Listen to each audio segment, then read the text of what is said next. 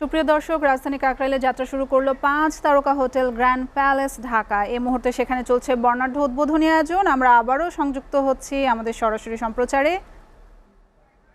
I'm delighted welcoming to you all join with our grand opening iconic hotel Grand Palace Hotel Dhaka.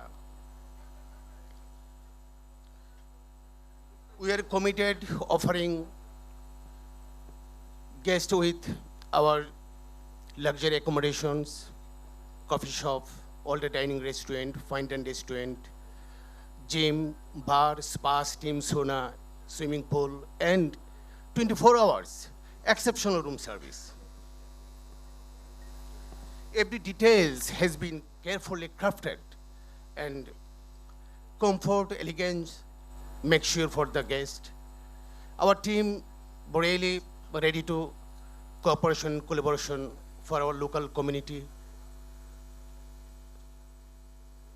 foreign community, and tourism. So, thanks a lot. I need to say again for your join special moment there with us, and Grand Palace Hotel Dhaka. It will be good future and advanced level of milestone.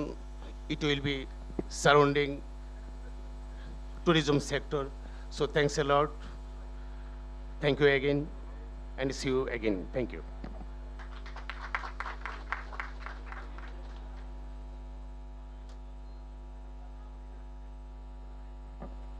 ধন্যবাদ সম্মানিত GM Chowdhury Moshiur. আপনার জন্য অনেক অনেক শুভকামনা থাকবে। আশা করছি grand palace of ঢাকাকে আপনি সামনের দিকে এগিয়ে নিয়ে যাবেন আপনার নেতৃত্বে।